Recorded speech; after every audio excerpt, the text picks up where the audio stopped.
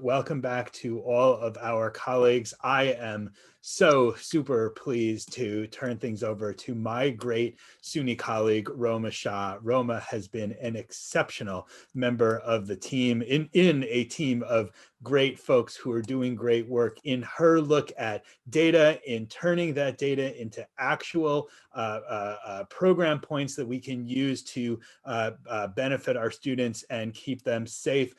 Let's get right to the session. Roma, the floor is yours. Welcome, colleagues. Thanks, Joe. And I'm excited to introduce our panelists who are going to discuss leveraging data and how to use that to prevent sexual violence.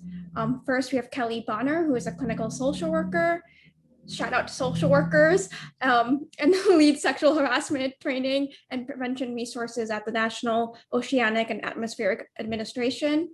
And Dr. Rachel Breslin, who is the Chief of Military Gender Relations Research in the Office of People Analytics in the Department of Defense, and is also a Lieutenant Colonel in the U.S. Army Reserves. Dr. Armando Estrada, who is currently an Associate Professor in the Department of Policy, Organizational, and Leadership Studies at Temple University. And Dr. Kathryn Holland, who is Assistant Professor of Psychology and Women's and Gender Studies at the University of Nebraska-Lincoln. So welcome to our panel. And so we're going to use this panel to discuss how we can leverage data to inform cultural change. And we've talked briefly before about how we collect a lot of data on prevalence and how we can monitor violence, but not how to use that data that we've gathered. And we all have a wealth of data on prevalence and consequences of violence, and maybe don't use it to inform our prevention strategies. And so our panelists are going to talk about how they use the data at their organizations to inform prevention and response within their organizations. So I'm going to turn it over to Kelley. I believe she has slides to share. So I do. Hopefully technology will cooperate with me, because it's saying, if not, I can go without. I am doing Google Chrome, so let me know if you can see. If not, I will just proceed in the interest of time to move on. So first of all, shout out to social workers, Roma.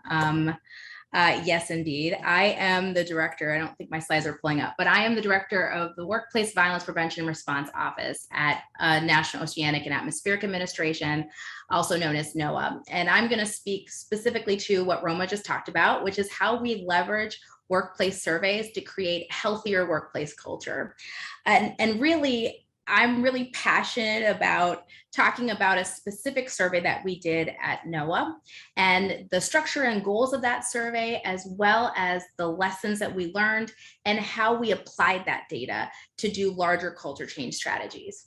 And it's really key to me that when we talk about, I'm very passionate about, when we talk about workplace culture and sexual assault and harassment and those kinds of violence-driven behaviors, that culture change often doesn't happen siloed, and therefore we really shouldn't be doing our data and our measurements in a silo. And what I mean by that is what many of you know on this meeting today, this conference and summit, is that we have siloed how we respond to these issues, right? That there's an office for harassment, an office for assault, and still yet another office for other isms or discriminatory and harassing behaviors.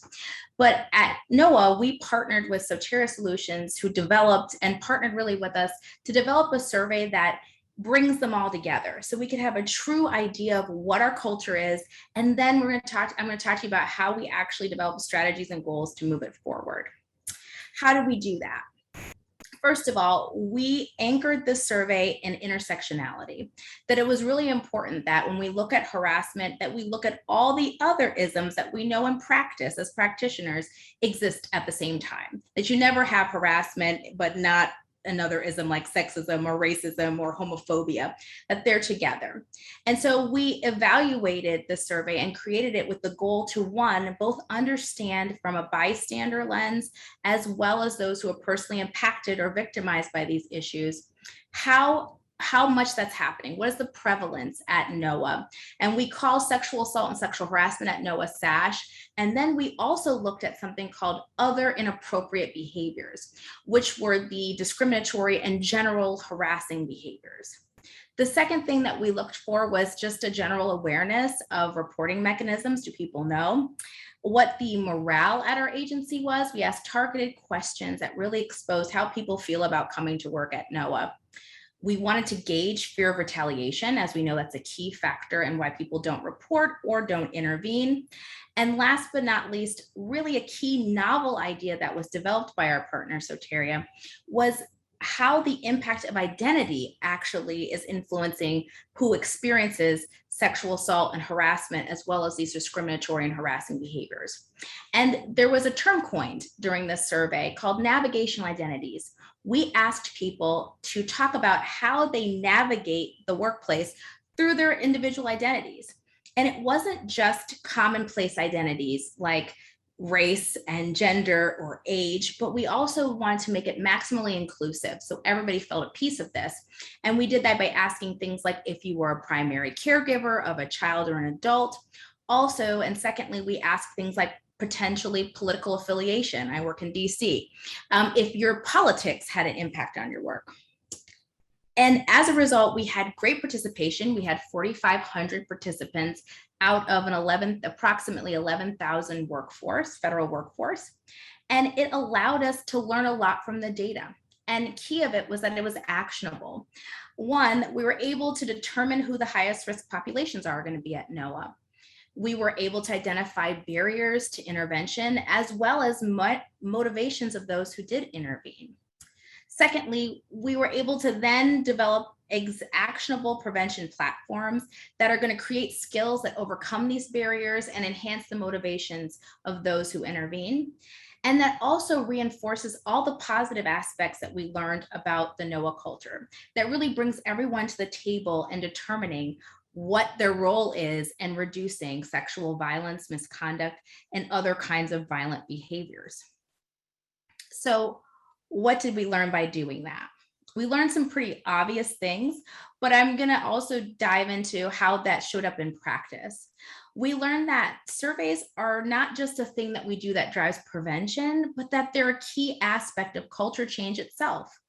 But there's a certain types of conditions that have to be met for it really to be a key culture change component.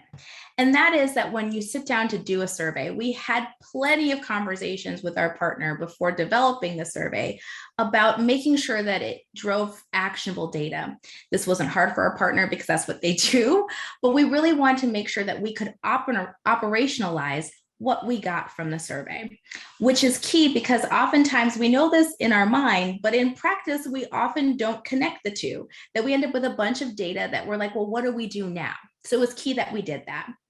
The second thing that we did is that there needs to be continuity between the survey and prevention itself and your strategies. And what do I mean by that? That it's really clear that it's important that we use the same partnership to both develop our survey and create prevention initiatives.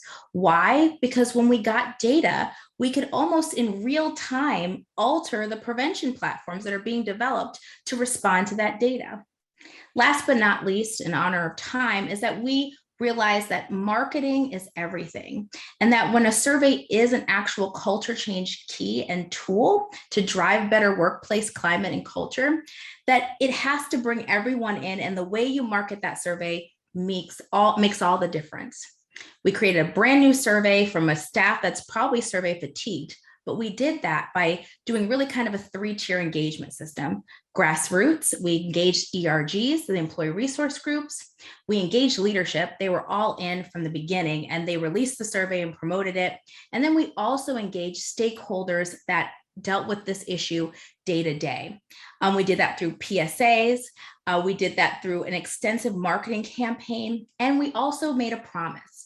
We knew and we were very honest about the fact that we were asking for uncomfortable information, but it wasn't enough to just say, please give us your information and we'll dump it out to you in maybe a not logical or palatable way, but that we were going to do 2 things: actually develop strategies you can see immediately improving your work life, but also develop a contract where we disseminate those results back to you in a very easy to understand and very kind of inclusive manner. And so we're going to be disseminating these results. We administered it earlier this year in a couple weeks. We're going to give that back to our workforce, and we're going to engage them, instill some more conversation, and we're going to give those results back in waves. So those were just a few of the things that we learned at NOAA to make sure that we could actually leverage our survey data to drive real culture change and improve workplace climate. I'll turn it over to whoever's next. Thank you, Kelley. I really appreciated your discussion on not siloing these topics and thinking of it in an intersectional manner and returning that data to the population that you're studying. Dr. Breslin, do you want to jump on next and talk about the data at People Analytics? Absolutely, and I'm also going to try to share content. We'll see if I meet with success. You'll have to let me know because I probably won't be able to see you. Okay, can you see that? No. Let's try one thing. How about now? No.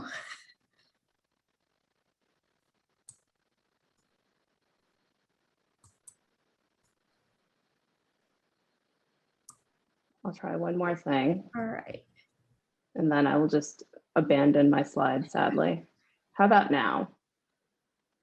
Sadly, no. Shucks. You should have permission to share, so I'm not sure why it's not working. We can move on to Dr. Holland if you want to maybe troubleshoot on your end. Let me try one more thing because this happens sometimes. You could also send me the slides in the meantime and I can share them. And I think I actually have it solved, believe it or not. There we go. How about here? There we go. Haha, met with success. Thank you. I will make sure that I account for this time in the rest of my talk. Thank you all so much. Thanks, Roma. Thanks, SUNY. Thanks to the Department of the Navy for the opportunity to be part of this panel and part of this discussion.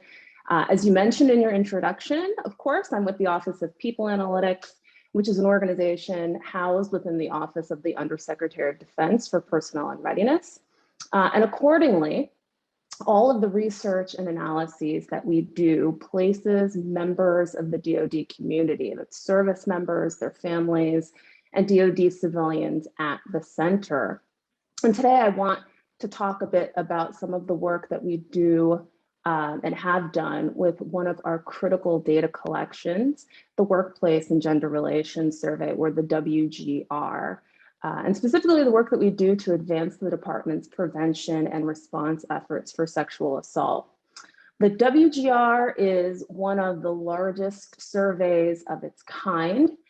It is a fully scientific survey that allows the departments to produce reliable and generalizable estimates of the rates of gender discrimination, sexual harassment, and sexual assault within the military. But beyond prevalence rates, our survey data really allow us to engage in research that supports prevention, stopping a harmful act before it occurs. And of course, there are a variety of activities that we can focus on in the context of prevention. The individuals who may be affected by harmful acts, those who commit harmful acts, and those who may be present or available to intervene, including leaders, both informal and formal, who set the climate within their teams, their units, their organizations, and I would offer within their departments as well, if we're talking about the university context. And our data collection efforts and research really target all of these activities. And more specifically, our survey data allow us to answer questions that can inform the development of selected interventions.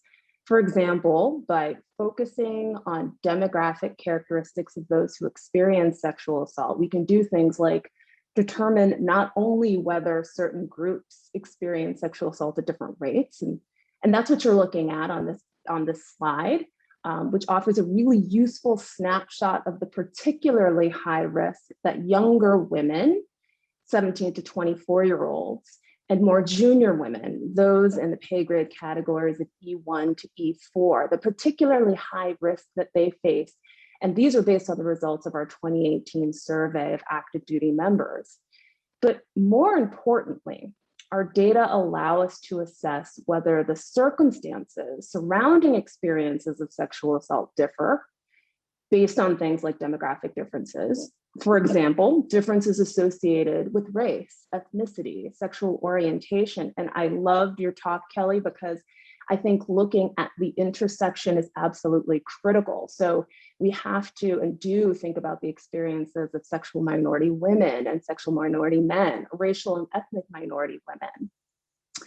And these are precisely the types of data that can best inform a thoughtful and nuanced prevention system, and to help us, of course, generate those actionable insights that can inform the work of sexual assault and response professionals, help leaders and commanders be aware of risk factors and attentive to those risk factors, and from a policy perspective, provide insights that ensure that guidance on prevention and training that guidance is sensitive to different members' experiences in order to avoid a one-size-fits-all approach that may be effective for some groups and not others. But just as you've probably heard a few times over the past couple of days, prevalence rates are not sufficient for prevention, neither is a focus on demographics.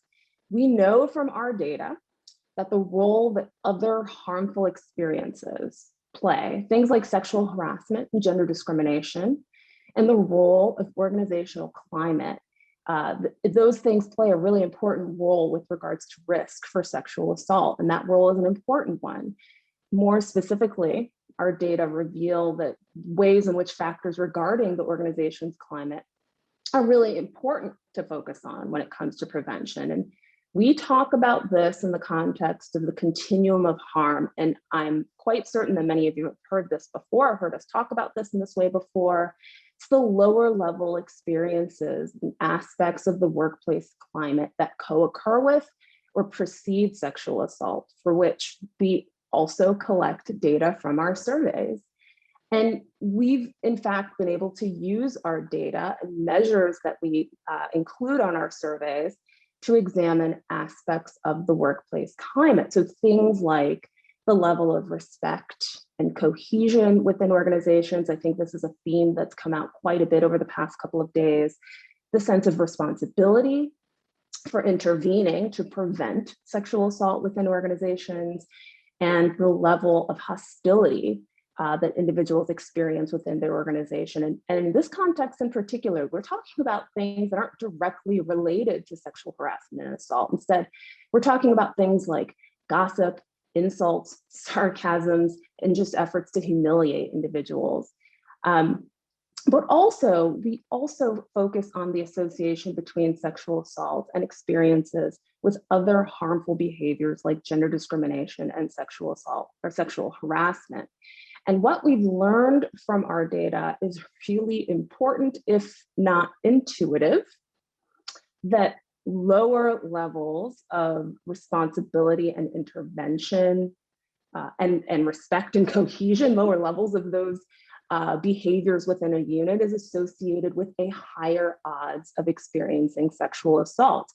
But perhaps more critical and interesting is that in terms of sexual assault, serving in more hostile workplace environments is particularly related to the risk for sexual assault.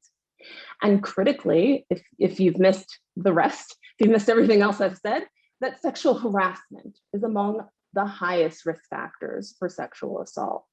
While women in the active duty in 2018 faced a 1 in 17 odds of experiencing sexual assault, and men a 1 in 143 odds, this risk increased to 1 in 5 for women who experienced sexual harassment, and 1 in 12 for those who experienced sexual, for men, sorry, who experienced sexual harassment. And so yes, attention to prevalence estimates is critical. This is why we continue, of course, to generate prevalence metrics with our surveys.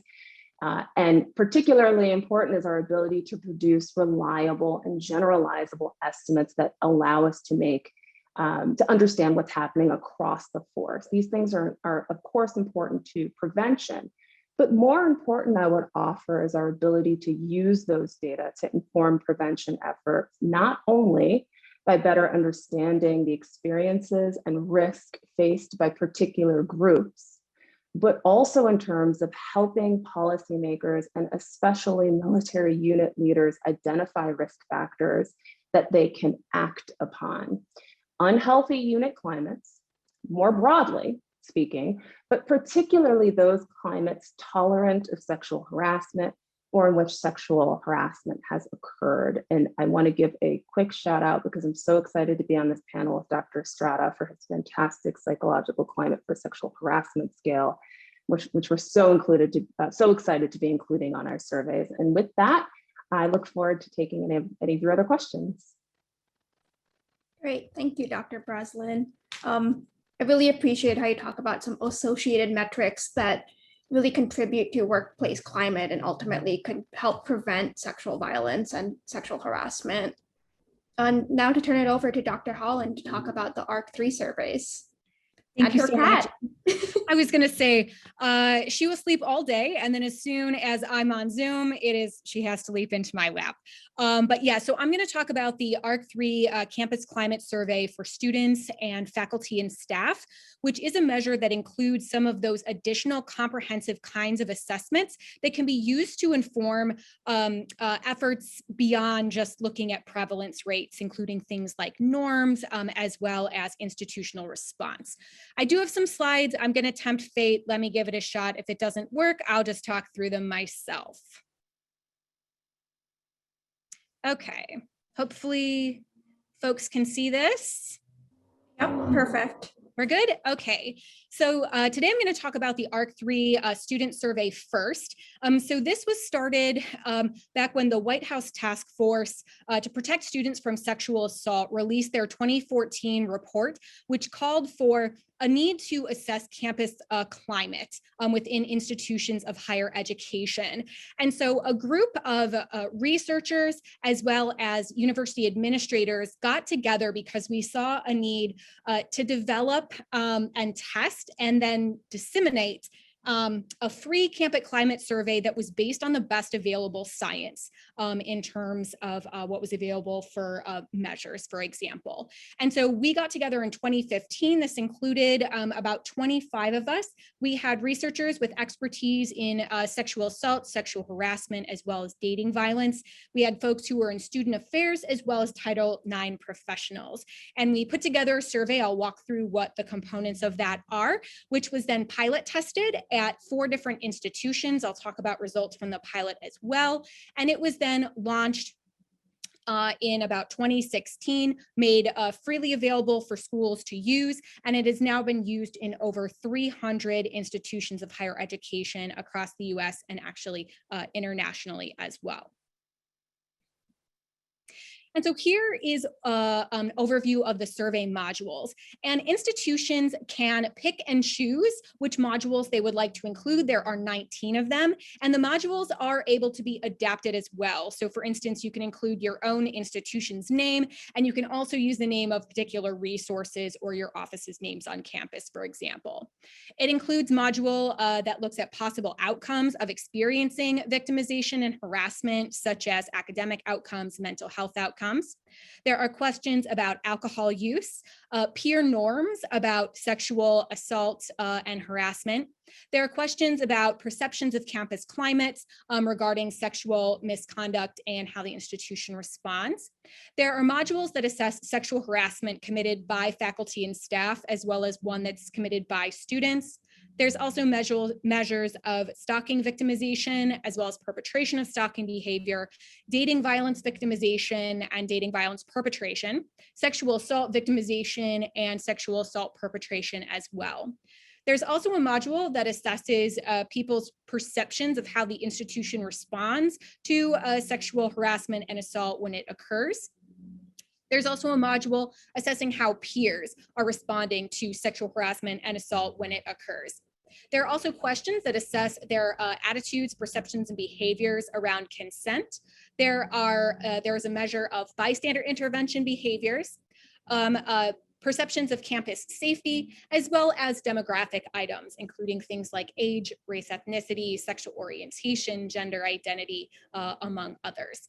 And there's also some additional questions at the end that ask, for instance, how was it taking this survey today? The survey goes out with a packet of information. As I said, there are 19 modules. It comes packaged in a Qualtrics version that schools can implement. There is an introduction letter. There's also a document to help inform the scoring of the measure, as well as guidance for implementing the survey on campus.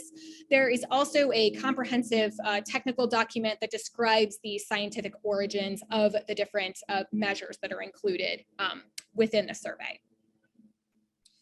The institution or the pilots took place at 4 different institutions of higher education. Results from the pilots have been published, and there has been actually additional research that has looked at the psychometric properties of the measure. And what we found, just really brief overview, is that it took about 30 minutes to complete the survey, and that was including all 19 of the modules. There was a fairly good response rate. It was finished by about 85% of those who started it. And there was also a strong internal consistency and reliability for the measures within the survey. And we also found that about half of the participants said that it was no more distressing to complete the survey than what they experience in their normal day-to-day life. And so now I want to transition to talk about the faculty and staff version, because we had developed a good, strong measure for assessing campus climate for students, but we didn't have something that was available for faculty and staff. And this was originated after the National Academies of Science, Engineering, and Medicine released their 2018 report on sexual harassment, climate, culture, and consequences.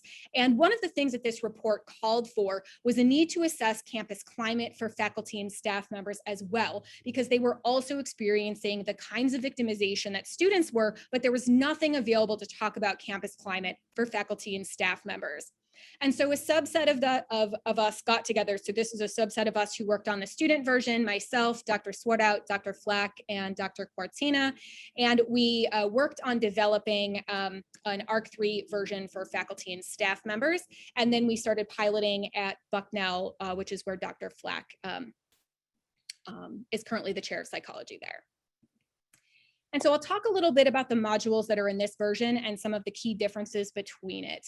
So we have demographics within that as well. We also included possible outcomes, although those were adapted to be applicable for faculty and staff. So for instance, rather than asking about academic outcomes, we would ask about things like work withdrawal behavior, intentions to leave the institution. And we also added an entire module about the economic impact of harassment and victimization experiences. Similarly, we have perceptions of the campus climate. We have experiences of sexual harassment, victimization that was committed by faculty and staff members, as well as students, stalking victimization, dating violence victimization, sexual violence victimization, so sexual assault. We added so we did remove the perpetration modules for the faculty and staff version, partially to try to reduce the length. 30 minutes is a large ask for faculty and staff members. 30 minutes is a large ask for students as well, although many of them were completing it. We added a more comprehensive module to assess what their reporting experiences were like. So if they reported to the institution and or their supervisors what that experience was like. We have a measure of institutional responses. We also have a measure of perceptions and attitudes about consent, their bystander intervention behaviors, and perceptions of campus safety, as well as those additional questions at the end that ask things like, how distressing was this compared to your everyday life? And then we adapted language as needed in the other modules to make sure that it was applicable for faculty and staff members. And so, as I said, we pilot tested the faculty survey at Bucknell, which is an undergraduate liberal arts college in rural Pennsylvania. The target population for this survey was about 400 faculty members and 50 academic support staff. We got IRB approval and we collected data in the fall semester of 2019. On average, it took just over 13 minutes or about 14 minutes for folks to take the survey, so not too bad. We did see a lower completion rate among the participants in this. So rather than 85%, which is what we see for the students, completion rate was 62%. Although we did see expected rates of sexual misconduct experiences that we would expect to see. So for example, 75% of the women and just under 50% of the men who completed the survey reported experiencing sexual harassment behaviors, which is in what we would expect within normal ranges. So we are still working on this. I must say that COVID derailed us for a while, as it did a lot of others, but we are circling back around. We hope to pilot this at additional universities and then publish a similar a report and packet as we have for the student version. So I'm happy to answer more questions. I'm going to stop sharing and we can swap over. Great, thank you, Dr. Holland. I could go on about climate survey data myself for a very long time, so I appreciated that.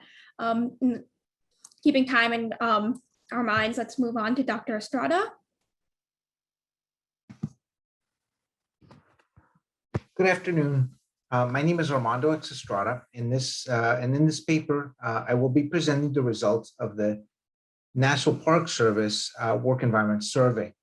Let me acknowledge that while I had the privilege of presenting this for you today, this is a team effort that included several collaborators, which include a colleague named Paul Cook from Paul Cook Consulting, Fawzi Al-Nasir from St. Petersburg College, Jessica Reed from the Federal Consulting Group, and research scientists from the CFI group in Ann Arbor, Michigan. The title of my presentation is Beyond Sexual Harassment, Sexual Assault, Exploring Other Forms of Harassment and Assault based in the National Park Service. Let me take this opportunity to share a disclaimer. The views presented in this paper are those of the author. They do not represent the official position of the National Park Service, the Department of Interior, or any other agency. With those formalities out of the way, let me just give you a little background about the study. The genesis of the study emerged from an ongoing effort to address sexual harassment issues that were made public in September of 2014, when Department of the Interior Secretary Sally Jewell received a letter of complaint from 13 former and current National Park Service employees who described incidents of discrimination, retaliation, and hostile work environments they experienced or witnessed over the 15 years of collective employment at the National Park Service. These complaints were subsequently validated by the Department of the Interior Inspector General and triggered several investigations and congressional hearings into the nature and extent of sexual harassment within the National Park Service. In response to these findings, the leadership of the National Park Service committed to making substantial and long-term cultural changes needed to prevent sexual harassment and to ensure everyone has a safe and respectful work environment. As part of these efforts, the leadership of the NPS commissioned a study of the work environment within the National Park Service. This effort was expanded beyond the National Park Service to include all bureaus and offices within the Department of the Interior, including NPS. Today, I'll be talking largely on the results of a study which focuses on data from the National Park Service. The overarching objectives of the studies were to provide substantive evidence to inform the design of effective responses and to justify resource allocation, to educate leadership and employees on the extent, severity, and consequences of the problem, to identify the character, context, causes, and consequences of harassment and assault, and provide baseline for monitoring progress and effectiveness of specific interventions for the way forward. Because of time constraint, today's presentation will focus on three objectives which address the character, context, and causes under which various forms of harassment occur and or are tolerated.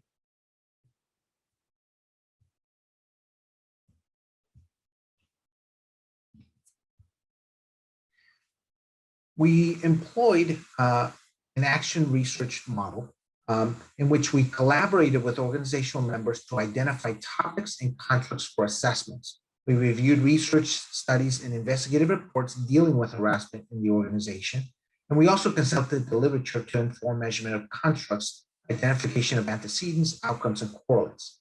Based on this triangulation strategy, we developed a conceptual framework, which you see here in this slide, that informed our efforts.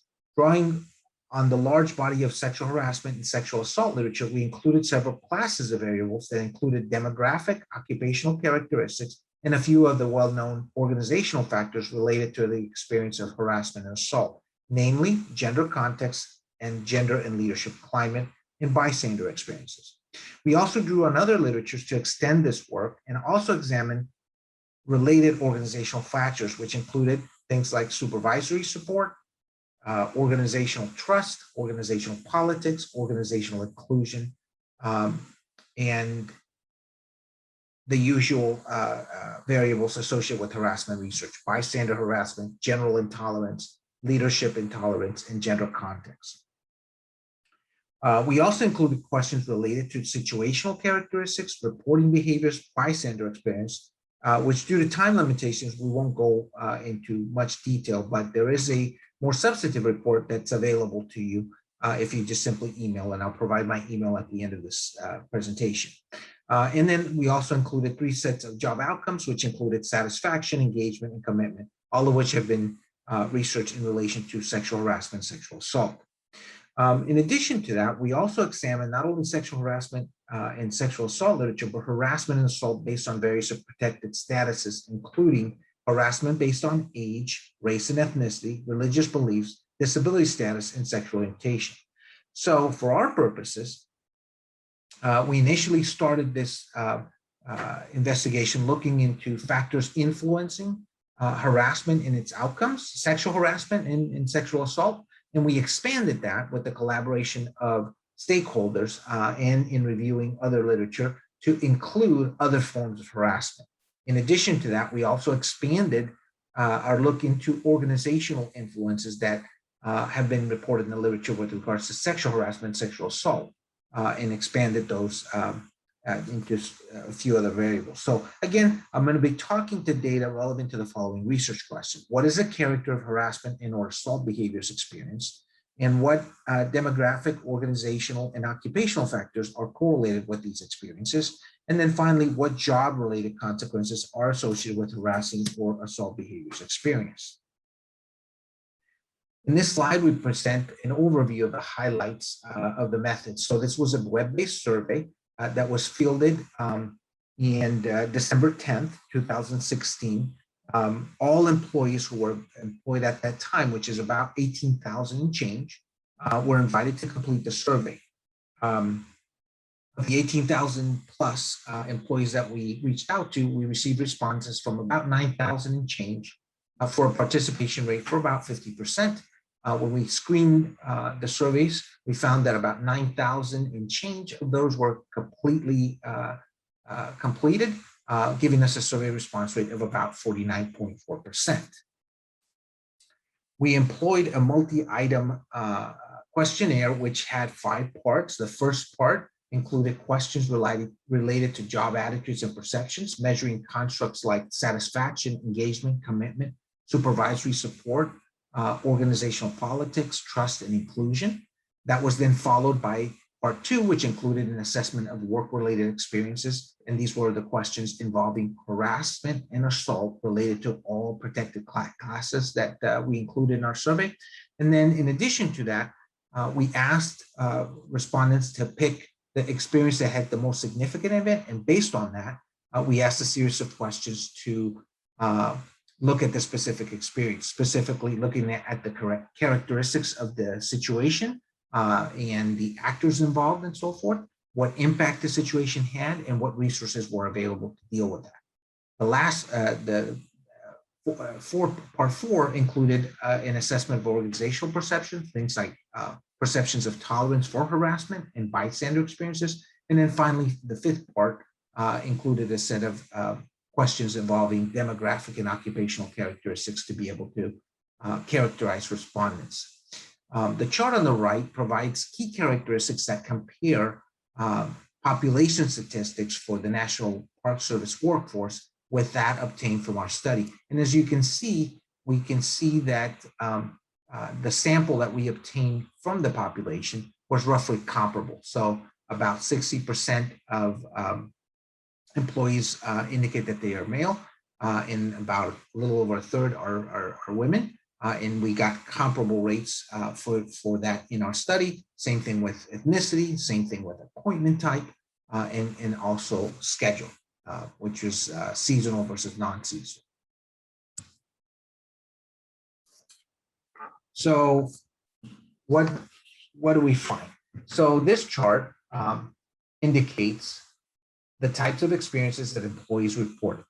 The leftmost chart, as you look at it, indicates that nearly 38.7% of all respondents indicated that they experienced some form of harassment or assault experience. When we break it out by type, we see that approximately 22% reported experiencing harassment based on age, about 10% reported experiencing harassment based on race and ethnicity, about 7% indicated that they experienced harassment based on religion, about 7% indicated experiencing harassment based on disability, about 5% sexual orientation, and with regards to gender harassment, about 20%, about 19% indicated they experienced some form of harassment based on their gender, and then sexual harassment is about 10%, and just under 1% indicated that they reported experiencing some form of sexual assault experience. Now, the percentages are interesting in and of themselves because they give us a sense of the frequency with which employees report experiencing some form of harassment and or assault experience. But what I think is telling is the number behind that percent. So the numbers above the bars indicates approximately the number of individuals that percentage represents. So of the 18,000 plus individuals who we fielded, about 7,000 in our sample indicated that they experienced some form of harassment. About 4,000 experienced harassment based on age. About just under 2,000 experienced race and ethnicity. And you can see the numbers for each one that are displayed here on the slide. What's important again is that even for the lowest number, sexual assault, which the percent indicates that's less than 1%, we have about 175 individuals experiencing sexual assault. So ponder that for a second. The point here of this slide is twofold. One, a large number of individuals are experiencing some form of harassment and or assault at work. More importantly, we see that not only are they reporting experiencing gender harassment or sexual assault, which are the primary basis for which the study was commissioned, but we see other forms of harassment. So importantly, what the study shows is that not only do harassment based on gender and sexual harassment and sexual assault occur in the workplace, but other forms of harassment are also prevalent. We also asked individuals to indicate how frequently that they experience such each of the various types of harassment. And as you can see, for the majority, regardless of the particular behavior, respondents indicated that they experienced the behavior more than once. That is about 60% or so, anywhere between 55 to 60% of individuals indicated that they experienced the harassment or assault experience more than once. The only significant difference there in terms of the pattern involves sexual assault behaviors, which the pattern is reversed. So obviously that's experience, that type of experience is not repeated like the others. Next, we wanted to get at contextual factors. So things like, how many actors were involved, what was their ethnicity, or sorry, not the ethnicity, the gender or their age, and continued interaction. Again, the bars here tell a very compelling story. Okay, what you see here, the 7 sets of bars represent the percentage of individuals who reported experienced the behavior that experience involved more than one person or one person, the sex of the individual, and the age of the individual. Again, the pattern is very similar across the different types of harassment. So regardless of the particular experience, the experiences involved one or more than one person, who was most often male, and typically older than the victim that was targeted. Not only is that's true for whether we're talking age, race, or ethnicity, religion, disability, sexual orientation, and or sex or gender harassment. Importantly, employees had to continue to interact with the person involved. About 86% of individuals indicated that that was the case. Next, we looked at who did they talk to, okay? We saw that employees reported that they talk to someone at work, but they do not tend to use organizational resources, except for supervisors and managers. So again, people are talking to others, but not necessarily employing formal resources that the organization may provide, except for supervisors and managers. And again, the pattern is similar regardless of the type of harassing behavior. Next, we looked at what factors influenced, what organizational factors influenced harassing experiences. And we saw that employees who experienced harassment or assault behaviors were more likely to perceive greater pressure to conform to organizational norms, more likely to perceive the organizational climate as more tolerant of harassing behaviors, more likely to rate the leadership climate as being more tolerant of harassment behaviors, and more likely to have witnessed harassment against other employees. In addition, employees who experience harassment or assault behaviors were less likely to report having received supervisory support. They were less likely to trust the organization and less likely to view the organization as being more inclusive. Finally, employees who experienced harassment or assault behaviors were less satisfied, less engaged, and less committed to the organization. In sum, there are a variety of organizational factors beyond the gender makeup of the work environment and the perceived tolerance of harassment behaviors that appear to play a role in the frequency with which individuals are harassed and or are likely to experience an assault experience. Not only that, but the experience itself is detrimental in terms of job satisfaction, engagement, and commitment to the organization. So let me summarize. Regrettably, sexual harassment, sexual assault experiences are only the tip of the iceberg. Many forms of harassment and assault behaviors are experienced in the workplace. So while we're here talking about sexual harassment and sexual assault, what I want us to walk away with is if sexual harassment and sexual assault are occurring, the likelihood of other forms of harassment and assault experiences occurring are also occurring is very high. Secondly, organizational factors matter. Okay, harassment experiences are related to demographic and occupational and organizational factors. However, the most important of these factors involve organizational variables, things like norms, climate, leadership, what bystanders do, the level of trust and inclusion that employees perceive about the organization. So there are larger cultural factors that appear to be at play, not only with sexual harassment and sexual assault, but other forms of protected status, harassment and assault experiences. Lastly, this all points to the strategic incident. What is it that we need to do? We need to change the culture. Harassment experiences can have a negative effect on job-related outcomes like job satisfaction, engagement, and organizational commitment, which suggests that we need to change the underlying influences. That is the culture. Again, there seems to be a certain set of variables that are manifested in the organization's culture that appear to be drivers of not only just sexual harassment and sexual assault, but other forms of harassment. And so the end state can't be to just mitigate sexual harassment and sexual assault, but really to change the culture. Thank you very much.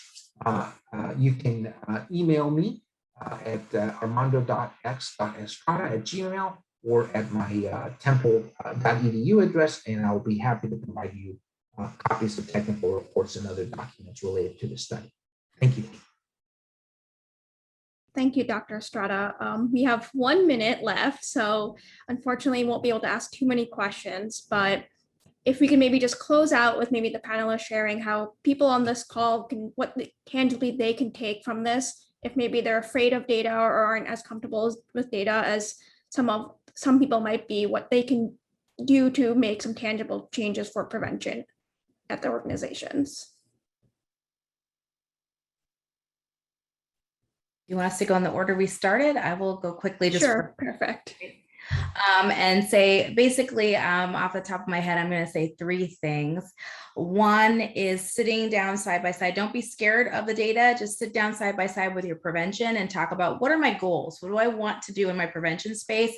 And then drive the data to reflect that. The second thing is marketing is truly everything. The way you market and disseminate those results. Data means nothing if no one gives you what you need. And data means nothing if no one believes you and are not going to be honest because they don't think you're going to do anything with it. So market those results, really engage from a grassroots level.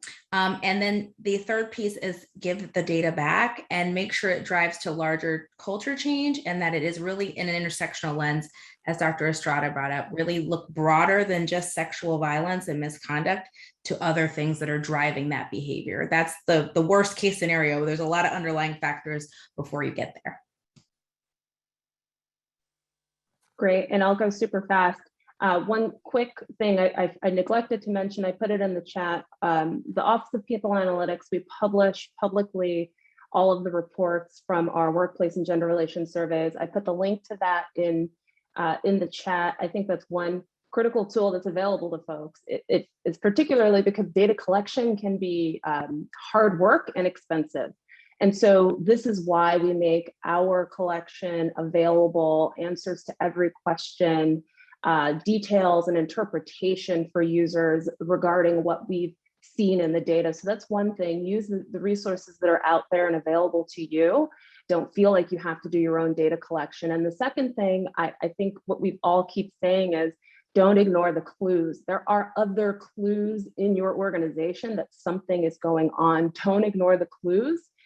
You have to lift the hood, and when you see something, and it might not have anything to do with sexual harassment, it might have to do with just an icky feeling you have about your organization, there are probably other things going on, and you can't ignore them. You must address them. That's what our data show. That's what the evidence supports. Agreed. And I will echo that as well.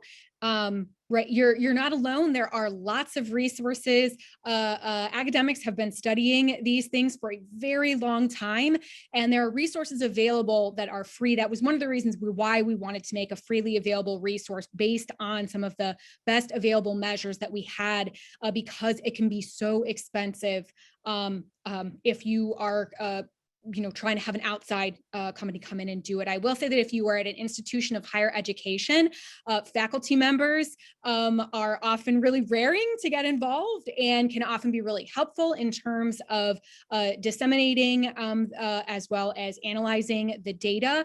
And then it also doesn't have to be, you know what I mean, like the perfect, like, I don't know if the goal should necessarily be to get like the exact, like, I'm going to know the exact number, like, it's happening, right? And so use other data within it to inform what you think about your climate and how safe people feel, and what are the ways, the barriers to engaging in bystander behavior, for example. Those are the kinds of things that you can start to address beyond, it's not just getting like the absolute best, like, weighted findings of like the exact prevalence rates. Look at more comprehensive approach and connect with researchers. We love data and we are very wordy. we like writing. So we're here to help. So I'll add just a few more things. I think what's important, and I think what came out in all of our sessions, is that this is a big problem, and a big problem requires a team, right? So dealing with prevention and intervention is a team sport, right? So engage, enable, and empower every person who can bring something to the table, right? Whether it's other scientists or whether it's members of the organizations to help focus and ensure that the feedback or the data that you get actually provides actionable information. Engage, enable, and empower all relevant stakeholders. This is a team sport.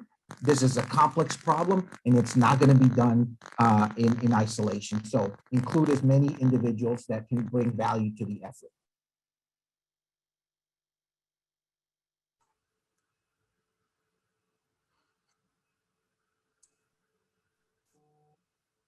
Great, thank you, Dr. Estrada. And now I'm going to turn it over to Joe to close us out. Well, thank you so much to our panelists, and thank you to my great colleague Roma Shah for leading that panel. Those of you who are seeking credit, we will put up that code again. The final code word is celery. These are a set of code words of things I don't eat: apples, bananas, celery. All of that. Next time we'll have to do cookies and cake and donuts, and I'll be able to get the credit better. You can use the Google form that, if you are following on YouTube, that is in the YouTube video description. If you are following on Divids, you can always email the code word celery along with your information to arrive@suny.edu.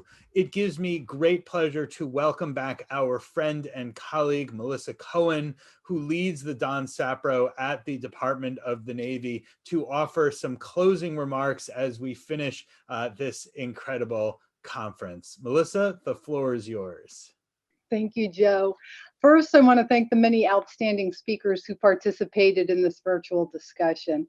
We at the Department of Navy were incredibly humbled. We're so proud to be in partnership with you. Thank you for leading us in discussions on prevention, leadership, climate, teams, and data.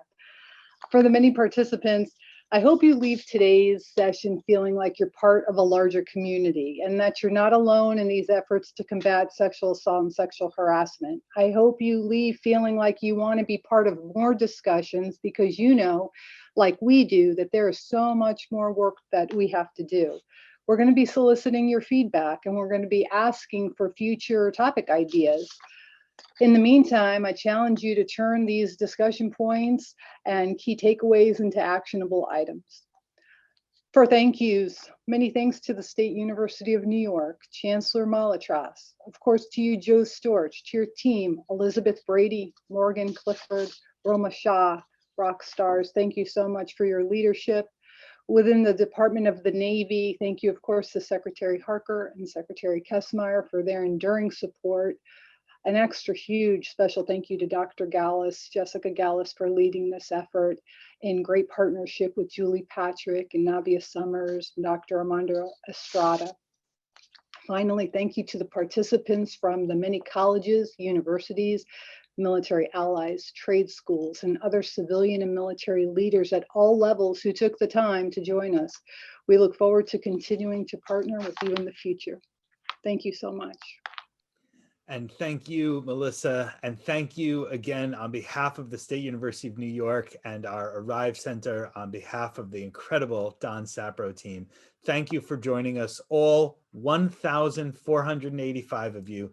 We could not be more grateful to you for engaging in this, and we look forward to continuing this series and continuing work with you at the national discussions, with the Air Force this fall, with the Navy next year, and continuing our series. We wish you all the best wishes for good health, and we hope you stay in touch. Thank you, and that will end the conference. Take care.